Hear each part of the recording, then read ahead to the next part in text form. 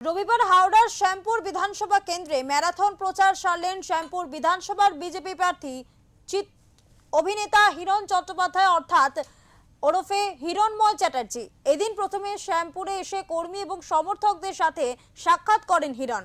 তারপর মেগা র্যালির মাধ্যমে বিভিন্ন মন্দিরে পুজো দেন এবং মানুষের সঙ্গে শুভেচ্ছা গ্রহণ করেন তিনি।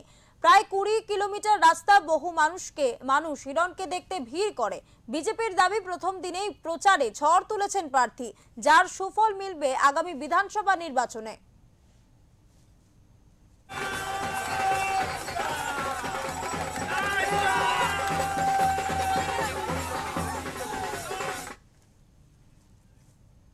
এই বিষয়ে কথা বলবো আমাদের প্রতিনিধি মনোজ চক্রবর্তীর সাথে।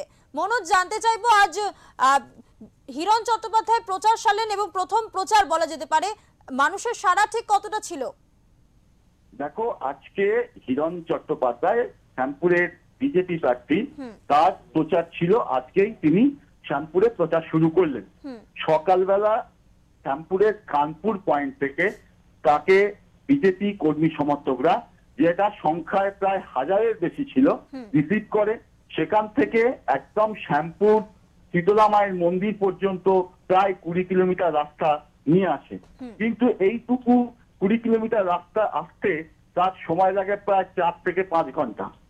যেটা জানা যাচ্ছে যে প্রত্যেকটা মোড়ে মোড়ে প্রচুর বিজেপি কর্মী সমর্থক দাঁড়িয়ে থাকে, রাস্তায় তাকে স্বাগত জানায় এবং পাশাপাশি তার গাড়ির সামনে এসে তার সঙ্গে করমর্দন করে এবং তাকে শুভেচ্ছা জানায়। তবে আজকে যেভাবে মানুষের ঢল নেমেছিল হিরণের এই শ্যামপুর সফরে, বলা ভালো শ্যামপুরের প্রচারের প্রথম দিনেই, তা কিন্তু বিরোধী তৃণমূল কংগ্রেসের কাছে একটু চাপের বিষয়।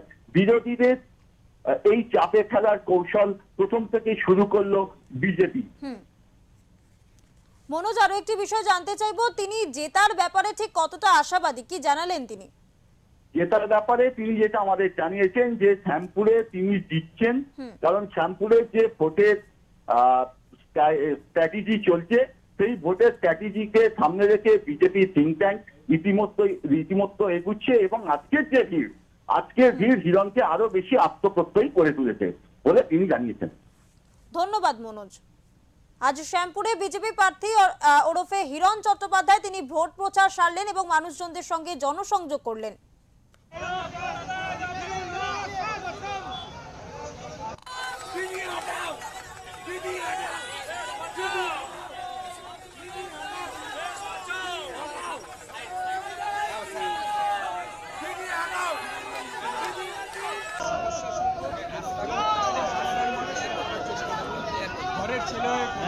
কোনো নেতা হয়ে নয়, কোনো বিধায়ক হিসেবে নয়,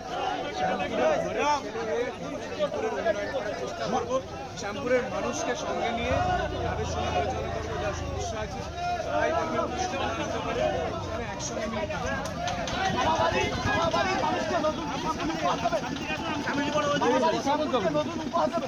বলছে বলে কিছু নেই। শ্যামপুরের মানুষের প্রাপ্য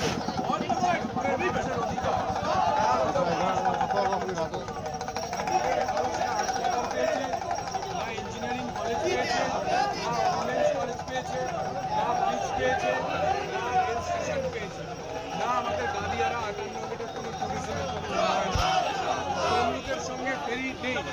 তাহলে তমলুকের সঙ্গে অনেক বড় অনেক কাজ হতে পারে, ব্যবসা হতে পারে। আর একটা জেলার সঙ্গে আর একটা জেলার সঙ্গে অনেক করার আছে কাজ এখানে। সবার সঙ্গে থ্যাংক ইউ।